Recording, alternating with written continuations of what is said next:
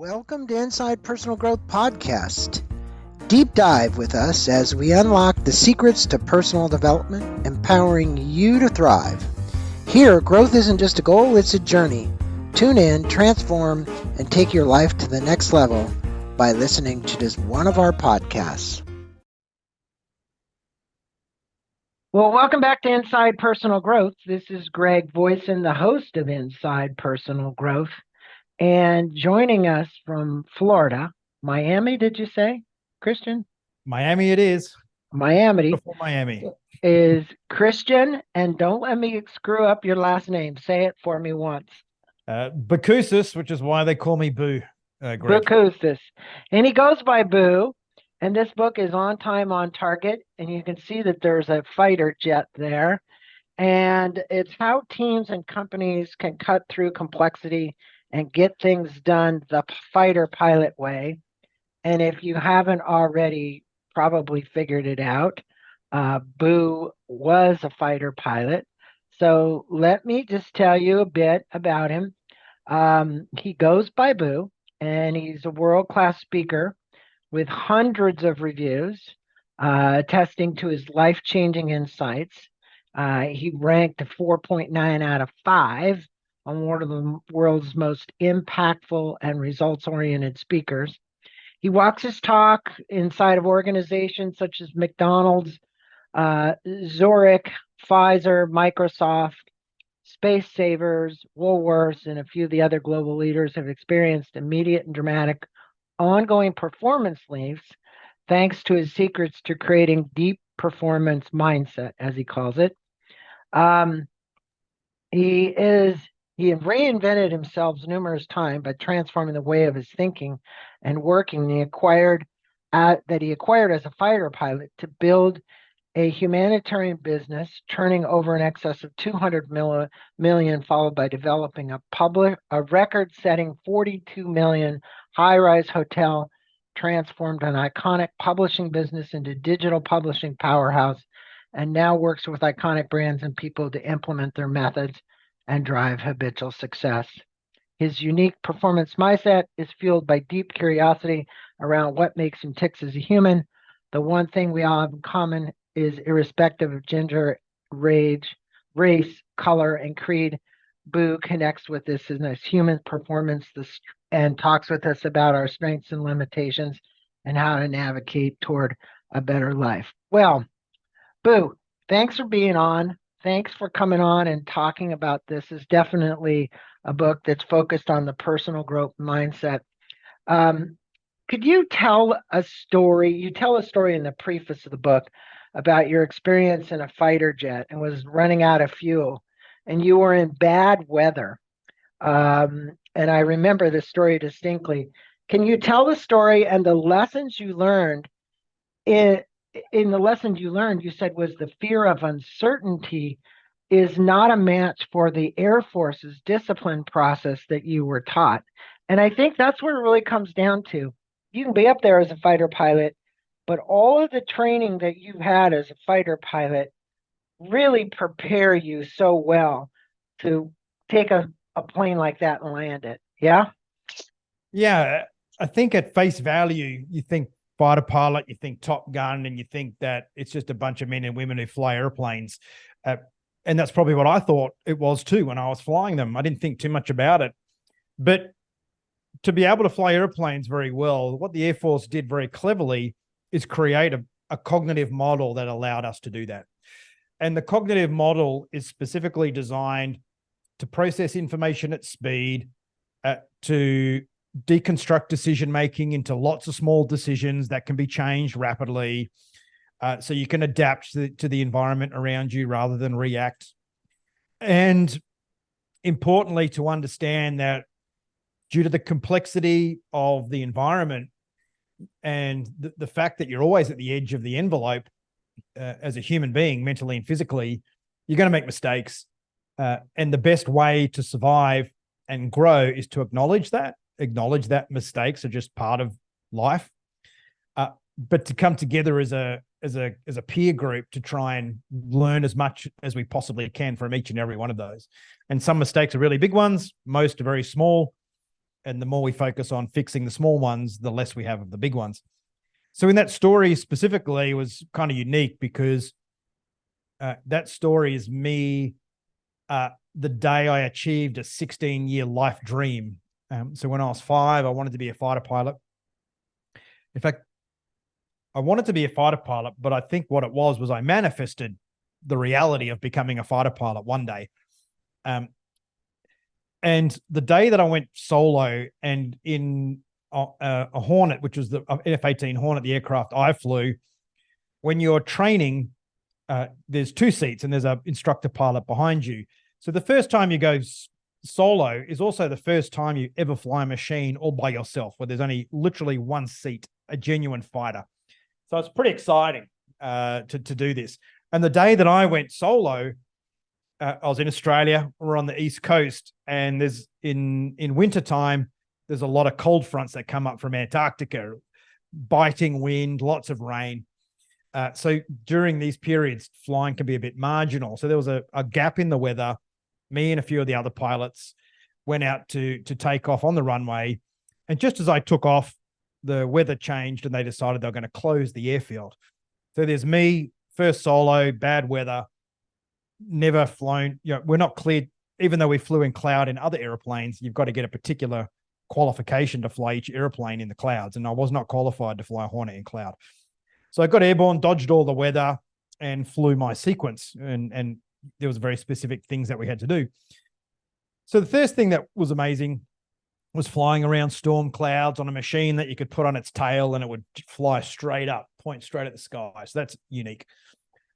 And we had to fly a high level sequence, get down low, and then fly a low level sequence. And the great thing about flying a fighter jet at low level is you get there's a lot of thick air in the engines, add fuel in the afterburner. You get this incredible acceleration. The closest thing would be watching pod races in Star Wars, the movie. Mm-hmm. So I've gone up there, I've gone down to low level, having a lot of fun. The cloud's very heavy. I'm underneath the cloud on the limits, throwing sound down over the poor people that are on the main highway driving up and down the Australian East Coast. And then I come around the corner and in my head, I'm like, I've got to have this much fuel to land. But that was based on clear weather. And on the day, it was not great weather. So I'm like, oh gosh, now I'm actually short of fuel because I meant to go home earlier. Because when you have bad weather, you have to have enough fuel to maybe hold for a little while until the clouds clear over the runway. So I turned back to the airfield. I knew what to do to save some gas. And I spoke to the OPSO, the operations manager, who keeps a tab on me, the only fighter pilot flying first solo. Everyone's a bit nervous now because poor old Boo's out there by himself where he probably shouldn't be. And as I came back towards the runway, I knew that, okay, I'm below what I should be with fuel. I know that the fuel already has a buffer, so I've got a little bit of gas.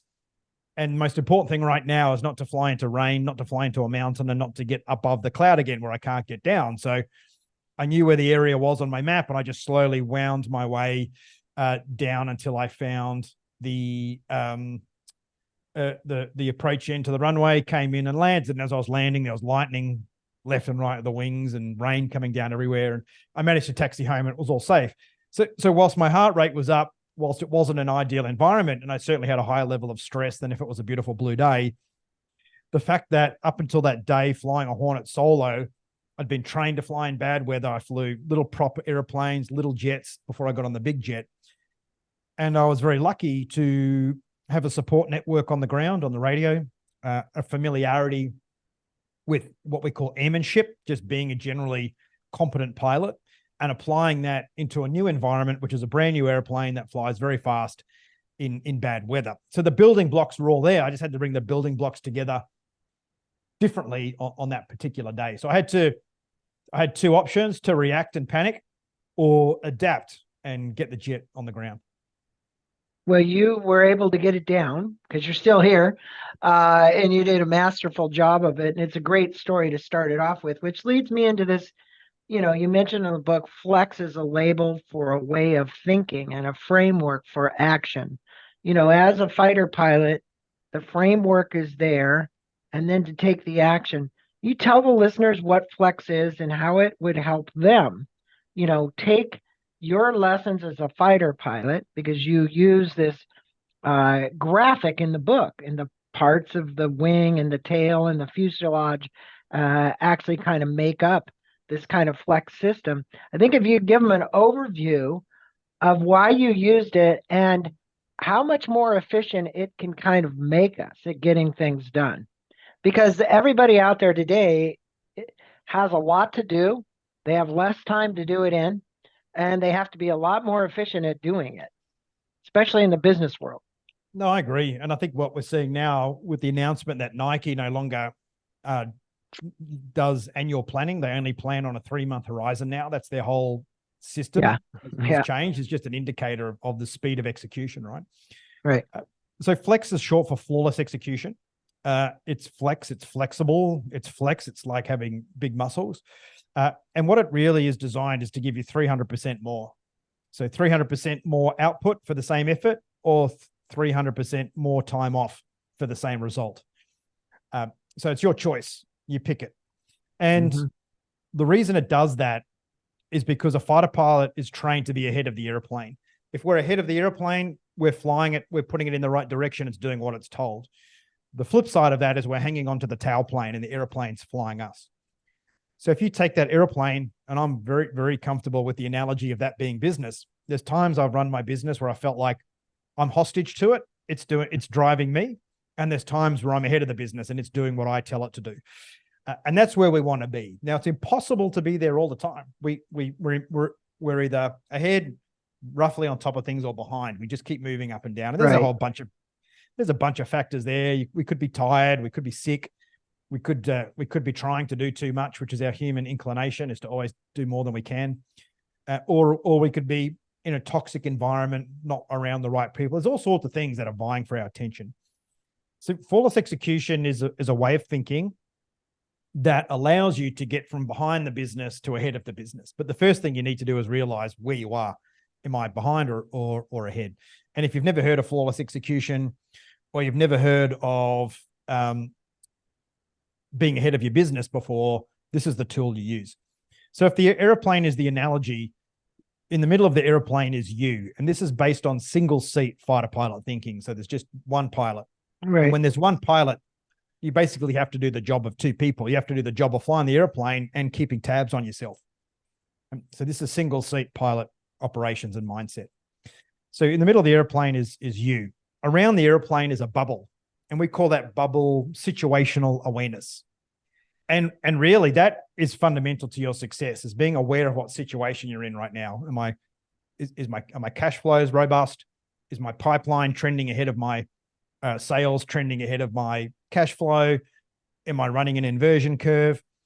But it's to really understand exactly where I am relative to where I want to be. And if you think of situational awareness as a bubble, what we're saying is we want big bubbles of situational awareness. Inside the bubble of awareness is calm. Outside the bubble is the rest of the world. And to make good decisions, and the decisions you make equal the impact you have on your business and on life, you want to make time. We all know that the more time you have to make decisions, the better decisions you make. So if we create a big bubble, we create time to make considered, thoughtful decisions. No one has that in today's world. We have no bubble. The world is on top of us. We're making reactive decisions, and we're trying to consume insane amounts of information that no human was ever engineered to consume. Correct. So we have very small bubbles of situational awareness.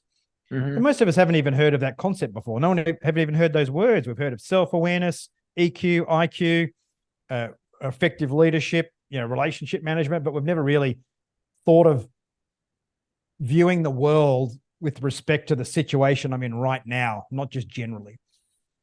So to create the big bubble, we need to have a clear understanding of where we're going. And we call that at Afterburner our high definition destination. It's clear, it's unambiguous, and it's a reasonably inspiring destination. Would that be similar, Boo, to some people refer to it as a 3HAG, your big, hairy, audacious goal? But people are saying, hey, have a 3-year plan, maybe not a 5-year plan. You just mentioned Nike now doing 3 months, right? But my point is that we've had other authors on here that have referred to the BHAG, the 3HAG, and I'm saying that yours is very similar to that, right? In that respect, it's the focus of where you're going within a very short period of time. It is. And if you look at Nike, if you look at their vision or their high definition destination, it's to do everything possible to expand human potential. It's got nothing to do with sneakers, nothing to do with t-shirts. They're invested in us growing to be what we're meant to be, right? That is a high definition destination. And that's something everyone can get on board with. I want to be part of that journey.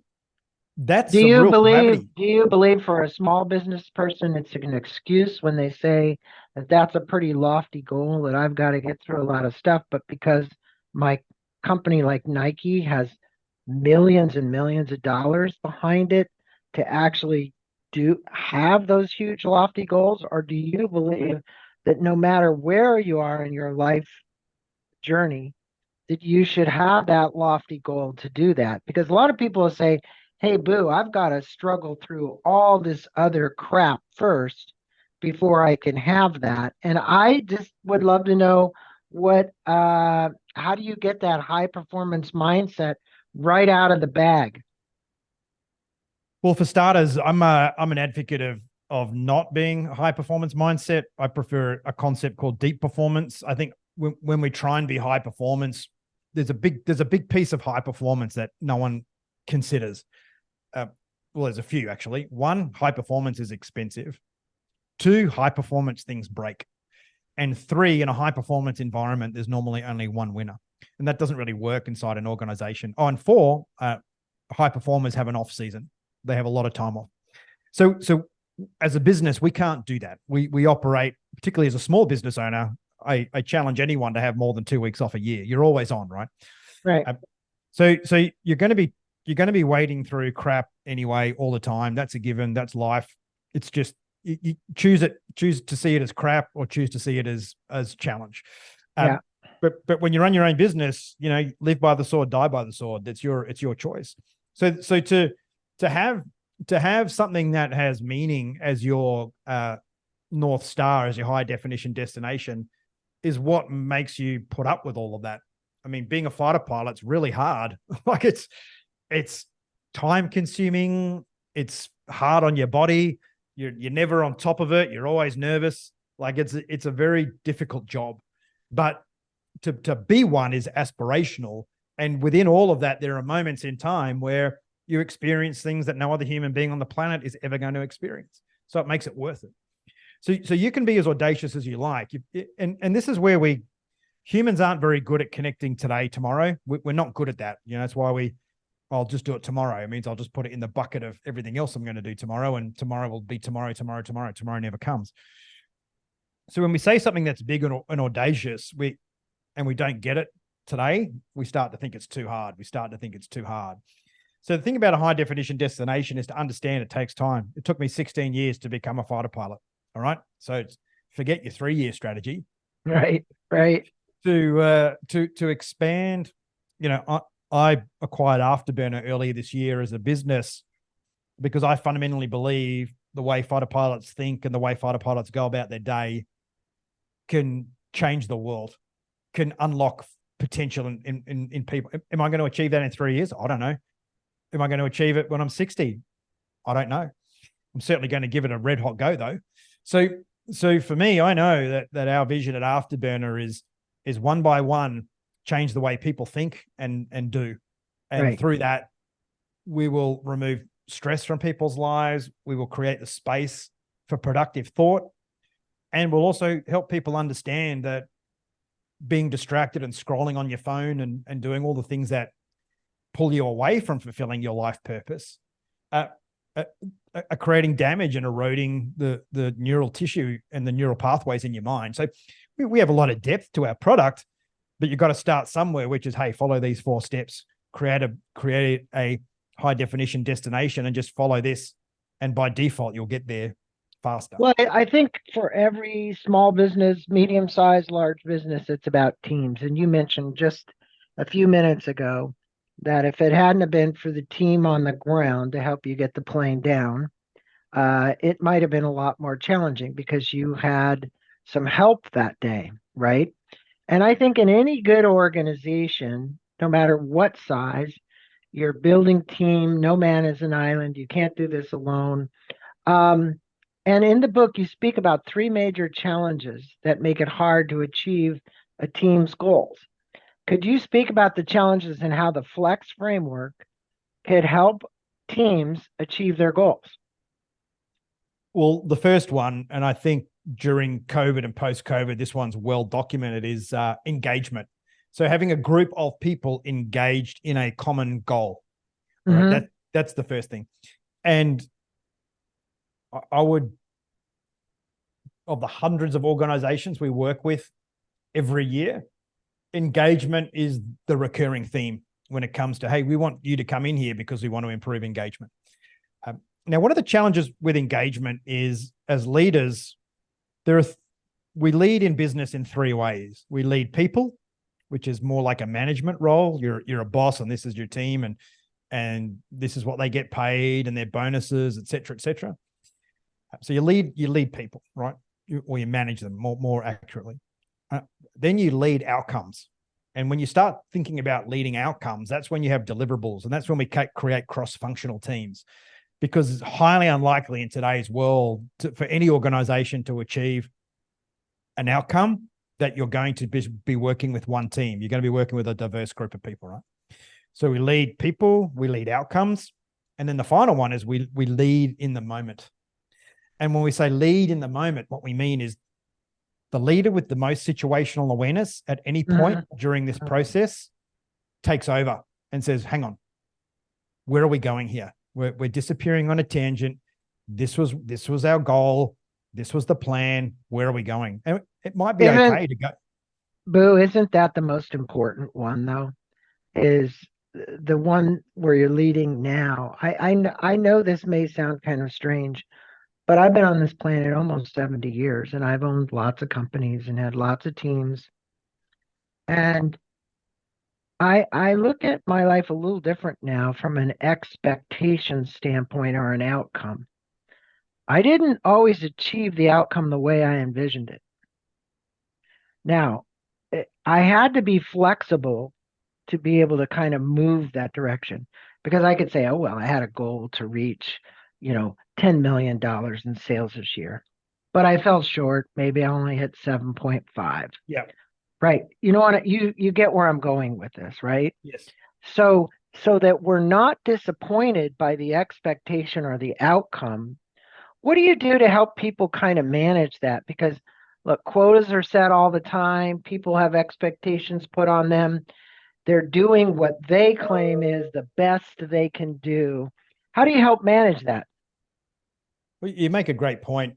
And there's numerous great quotes around this, which is unhappiness, depression, sadness, whatever you want. Negative emotion is created in an expectation unmet. So one of the things fighter pilots do really, really well is we only fly missions we know we're going to win. We're great at setting expectation. There you go.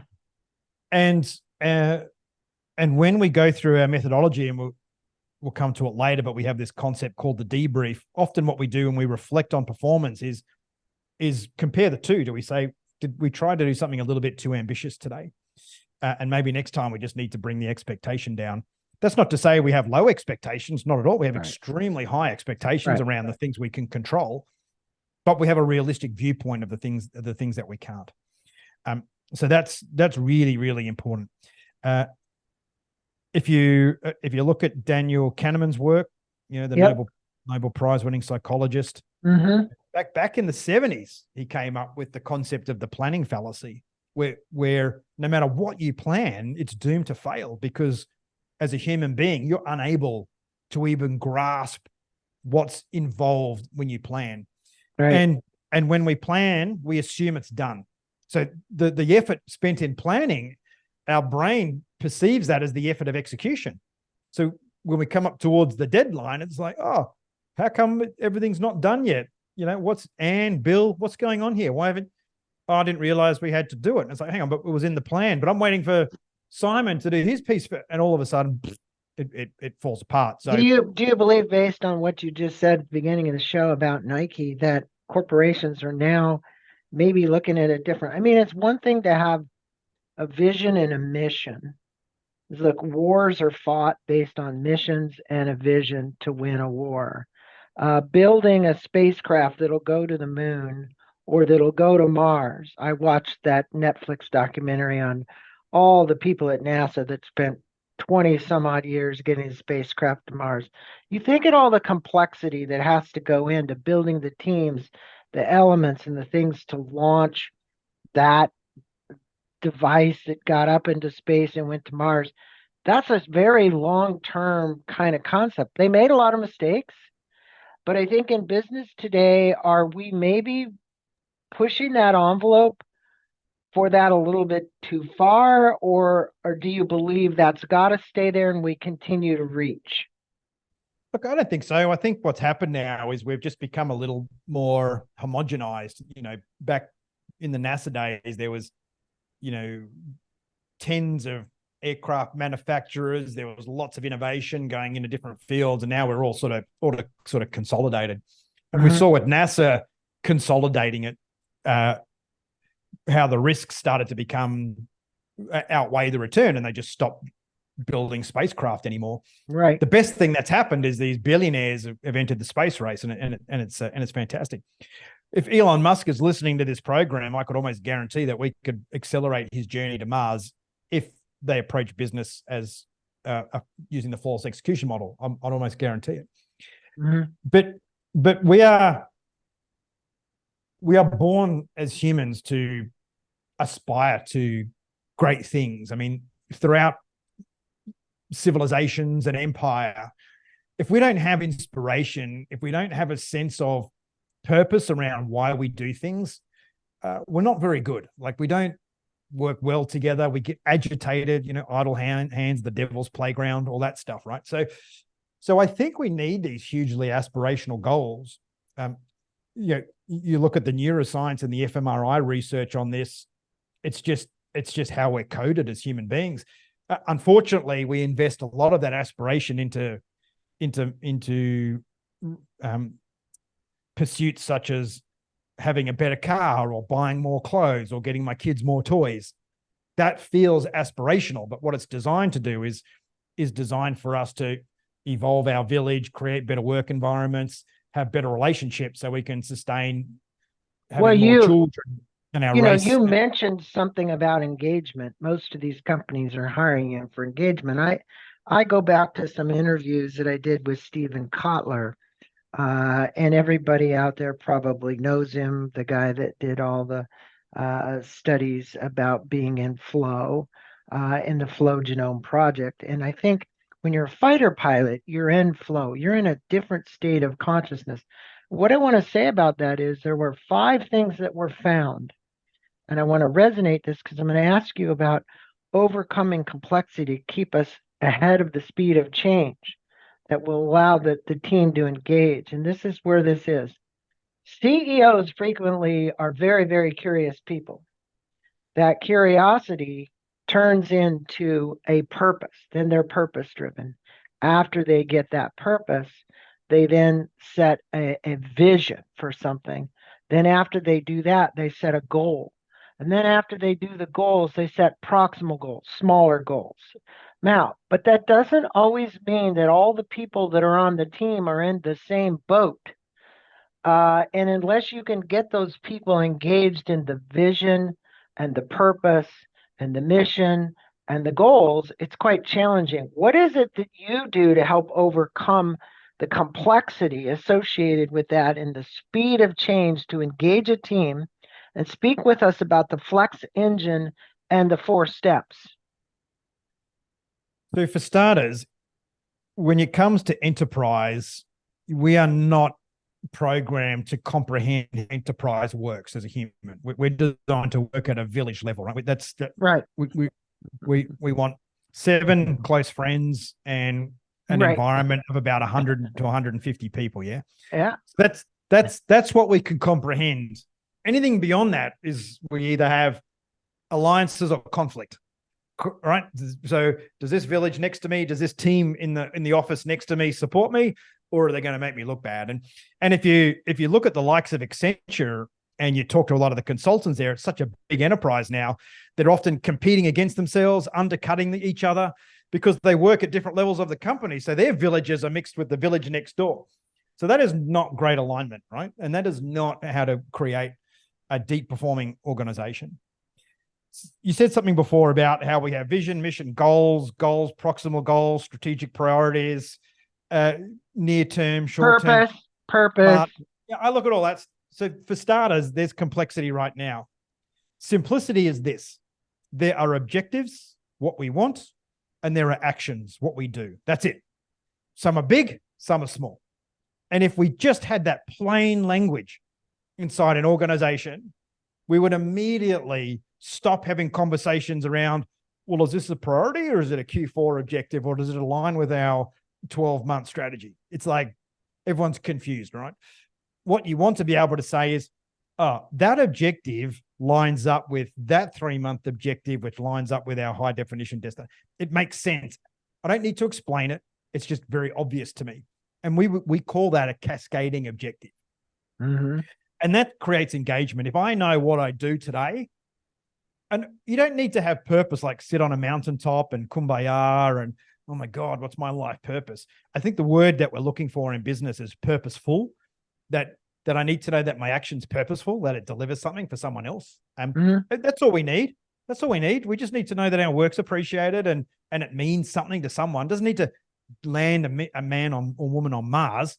But that's, again, how, with HR and strategic thinking at the universities. And well, then your company, Afterburner, which is afterburner.com for all my listeners, in a real sense, you're a bit disruptive to many of the things that have come into these companies that maybe have been inculcated into the culture. And you talk about a 6-step mission. I would say what they're process. doing. I would say what they're doing today is disruptive, and what we do is actually introduce simplicity. I think we're the opposite. I think it's great. However you want to put it, the reality is you have to kind of get people to shift nomenclature, how they refer to things, all of that. And you have made it very simple. You just said what it was. But you also talked about in the book this 6-step mission planning process. And I did mention the word mission. When you were in a fighter pilot, you obviously were sent on plenty of missions.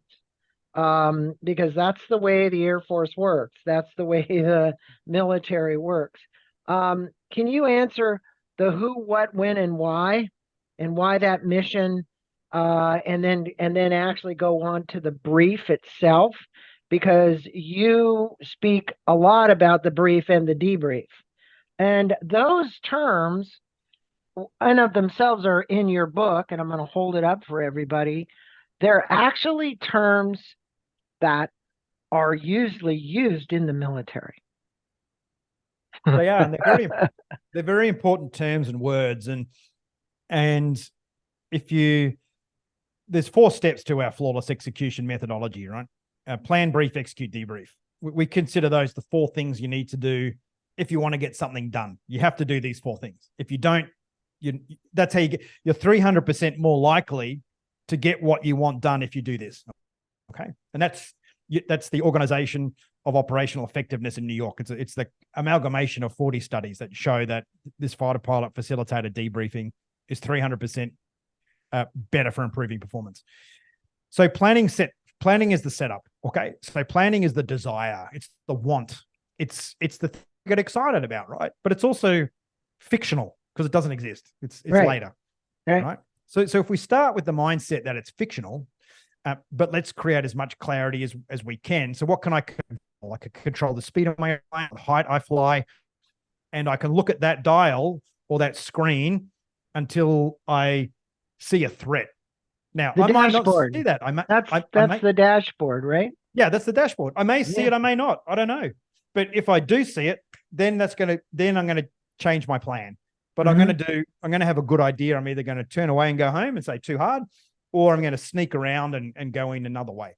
So there's always kind of like gates to our thinking. So planning is creating what we say the perfect plan. and then testing it for reality. So it would be, okay, how would we run this business if we were a monopoly and there was no threat, no challenges? How could we do everything within our power as close to perfect as possible? And flawless execution is accepting that perfection's not possible. What's the 98% solution? Now let's test it. What if our competitors bring out a new sneaker? What if our competitors come up with a new material that wicks sweat away and these new running shoes now that you can only wear once that everyone's starting to break these new records with? There's always going to be something, right? Right. But rather than react to that, let's adapt to it. Let's assume in our planning that one day that's actually going to happen. That something that is out of our control is going to happen. And what are we going to do? And when that moment comes, that's when we're going to go and intensely focus on our resources to innovate. So fighter pilot mindset, think of it like this: missionize your day.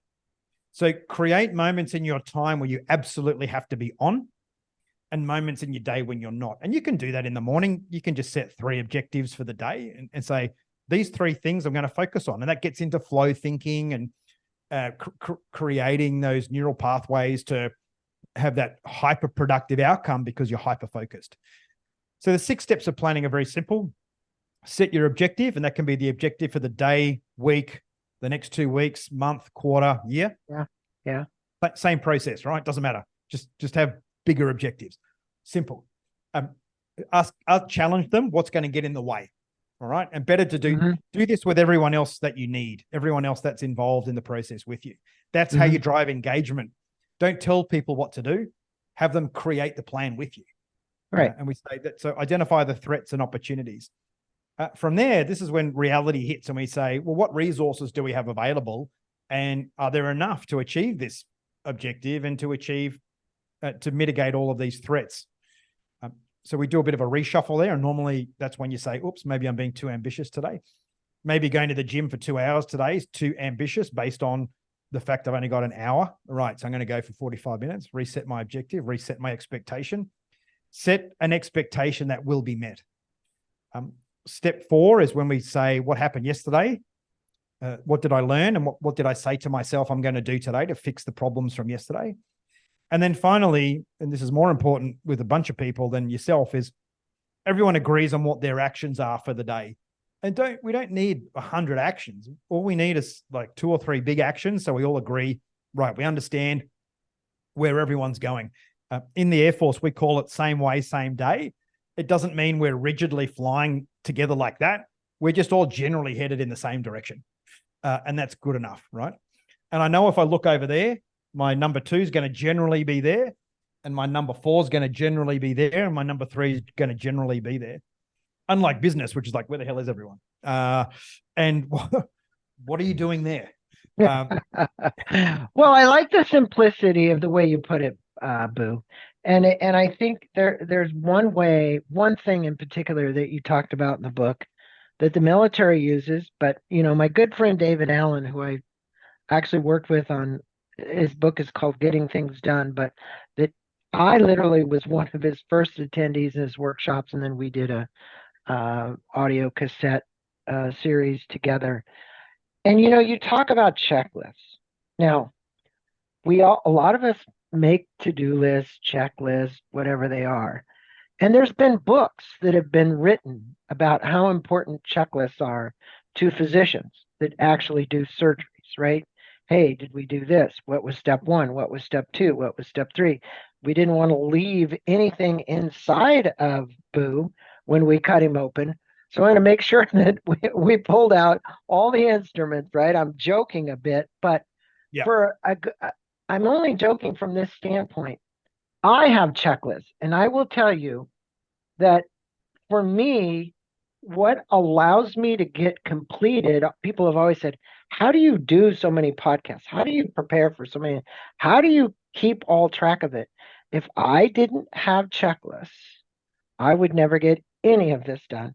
If you would speak to the importance, and you have various types of checklists, and how we can use them to keep focused on our mission, because I can say today, without babbling on any further, if everybody had a checklist that they were working from, they would see inch by inch, mile by mile, they would actually reach their goal. Oh, absolutely. So checklists were invented in World War II when Boeing built the B-17. Yep. And the reason they were invented is every time they took the thing off, they crashed it because someone put a switch in the wrong position or they forgot what to do, right? And then they said, you know what? If we follow the switches and we do it this way, this is the way you should do it. And they put it in a checklist. The pilots follow and all of a sudden everything was fine. So I was like, hey, these checklists are a great idea. We're not blowing up hundreds of thousands of dollars worth of machinery. We're not killing people anymore. And that's got to be a good outcome, right? 49 airmen died every day in training accidents during World War II. Yeah. So that was the first thing. So that was the creation of the checklist. And it's an aviation thing. Secondly, to fly a Hornet, you need to learn about 418 to 423 checklist items, and you have to memorize them from 1 to 423. And you've got 6 weeks to do that, right? And you do. Wow. They're not random numbers. They follow a pattern. They're called left to right. You start on the left-hand side, you go up, down, around to the right.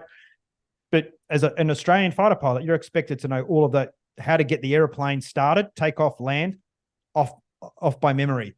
And the philosophy there is you shouldn't be wasting brain power doing routine things. You need to be focused on fighting the airplane and surviving. And it's a very tactical environment. It's very rapidly changing. So if we're there wondering what does that button do, or which switch do I push now, or what button do I push, or which screen do I need to be on the digital screens in the cockpit? Right. That's 1 second you've just given to the enemy that you can't afford to give them, because 1 second as a fighter pilot is the difference between their missile hitting you at Mach 5, you before yours hits them.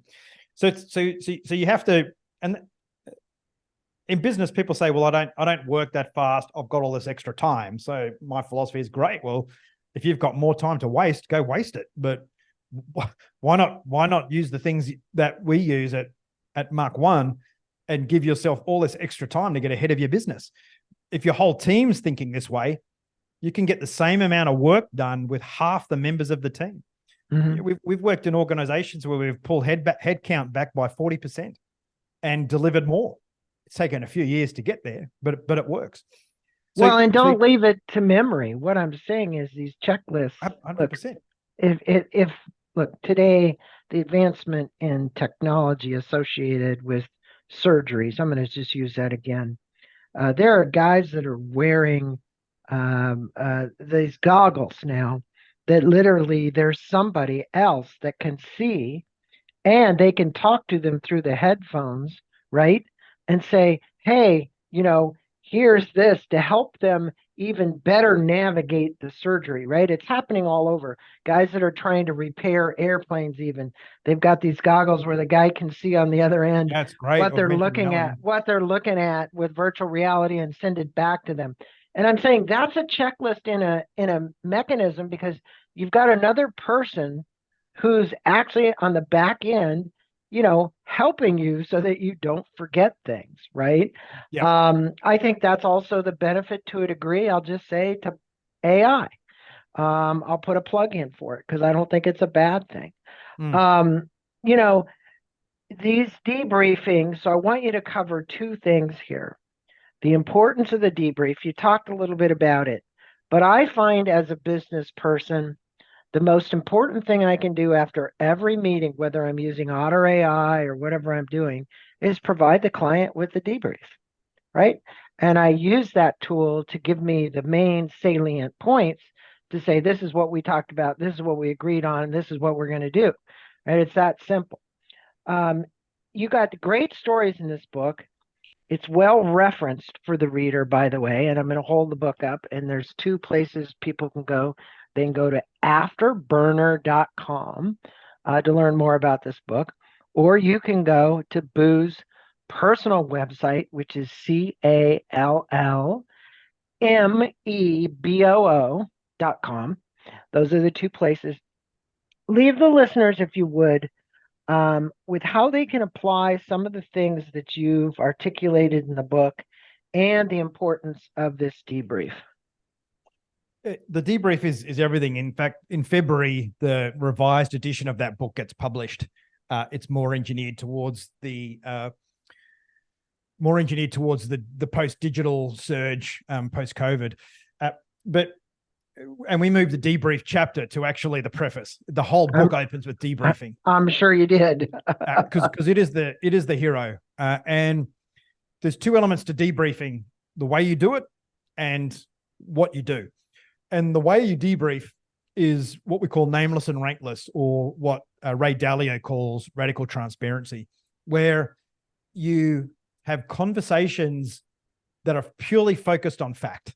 And that's why the planning is so important. The more garbage your plan is, the less detailed it is, the less you can debrief, because everything becomes an opinion. And some organizations are threatened by this because it does drive accountability. The problem with accountability without a debrief is everyone gets into the blame game. Accountability with a debrief, the debrief is where everyone decompresses. It's where we allow ourselves to talk about our mistakes. It's a psychologically safe environment where there's no hiding. And because we debrief regularly, we're debriefing small things. We're not debriefing, well, let's debrief our entire financial year. Man, I can't even remember. The way the human brain works is we create false memories. The whole police take a witness statement straight away before we start making things up. So a debrief is how we capture every day in the moment the execution gap, the gap between what you want and what happened. And that's that unmet expectation. And rather than that to go down a pathway towards misery, the expectation unmet life, we turn it around. And the most important part of the debrief, and it's a 4-step process: what's the objective, what's the result, what's the cause, and what's the action. So what's the cause of the execution gap? But the thing is, what am I going to do? And as a person, when you've made a mistake and you work closely with a peer group, and that supportive peer group helps you create what we call a bias to action, you feel much better. In fact, you release dopamine, oxytocin, serotonin, and endorphins. We're calling it the dose effect. And it's those 4 hormones and neurochemicals that give you your energy back, that allow you to finish the day on a high, that allow you to feel as though, actually, you know what? Despite things not going great today, at least I've got one thing I can do before bed or first thing in the morning to slowly move the oil tanker of my belief systems around this way. So fighter pilot mindset, if you think of mindset as our collective beliefs and learnings and our perception about where we should be, the fighter pilot mindset basically means, well, you've got control of that. You can get ahead of the airplane, which is your life, and turn it in the direction that you want it to be. And there's very few people on earth that have been trained to think that way. And the debrief is really the anchor that allows you to adjust. I think I'll add to that. If really the truth is, and it is, be here now, if that is all we have, and you have checklists and debriefs, no matter what happens tomorrow or no matter what happened yesterday, you can't beat yourself up over something that didn't get accomplished from yesterday, because you'll just be playing the woe is me game, woulda, coulda, shoulda. The reality is these checklists and what you just talked about, the debriefs, are a way to keep you fully engaged in the present moment. Okay? And I know for a fact that works, because your accomplishment, everybody says, well, I'm looking for a win. Well, you're going to get a win. The win is going to be what you accomplished today. And you can feel good putting your head on your pillow at night saying, I accomplished what I wanted to accomplish today, and I felt good about what I accomplished. So leave the audience with 3 things that they can take away from the book. The first is the trick to winning big things is to win small every day. That's important. The second is to understand the difference between a dream and an aspiration and getting things done. You need both, but the fact you want something isn't enough. You might manifest the life that you want. You might have a great sense of purpose, but the wheels have got to spin and get traction each day. And that's what we have as the flawless execution engine. And the third thing is, and it's becoming a bit of a buzzword now, but I love it because it says so much, is curiosity. The debrief is formalized curiosity. It allows you to unpack things, to be curious as to why do we do it this way? Why did this happen again? But the way that the brain creates memories and the way that we genuinely learn and grow is turning the ideas to action. And that last step in the debrief, where we go from an analysis of a cause to delivering an action, is really the glue that holds your execution to its purpose. And I've never been in an environment since leaving the Air Force that is anywhere near a fighter squadron. A fighter squadron is the epitome of the pinnacle of human performance. It's not high performance because we don't have an off season. It is genuine, sustained performance with a group of people that individually and as a team consistently surpass expectations. Well, I can tell people if they want to travel at Mach speed and know where they're going and how they're going to get there. And then once they get there, measure the accomplishments of what it was that they had achieved to get there. That your Afterburner programs, courses, whatever that you're offering, everybody out there is listening, definitely go to afterburner.com and check it out. Boo, you have been a wealth of knowledge. I can see just by the short time we've spent today, kind of profiling some of the book. For my listeners, we'll have a link to Amazon. Go out and get On Time, On Target. And like he said in February, the preface of the book is going to change and it's going to be on this debrief. There's only one thing you take away from this. I would say would be three things I'm going to say: the checklist, the brief, and the debrief. And if that's all you ever got out of this book and you implemented those resources into your life would be simpler. You would have more time for yourself. You'd feel more fulfilled. You'd be happier. He said your endorphins would go up, most definitely. Your oxytocins would go up. And you would be a better husband, a better father, a better employer. And when I say better, you'd be stellar. Hey, it's been a pleasure having you on, Boo. Appreciate you taking the time to speak to my listeners. I hope and pray that everybody out there heard these words and takes it to heart and really makes a change in not only what they do, but how they do it. Thanks so much. You're quite welcome. You have a wonderful rest of your day, and I hope to see you again on Inside Personal Growth. Thanks very much. Likewise. Take care, Greg. Thank you.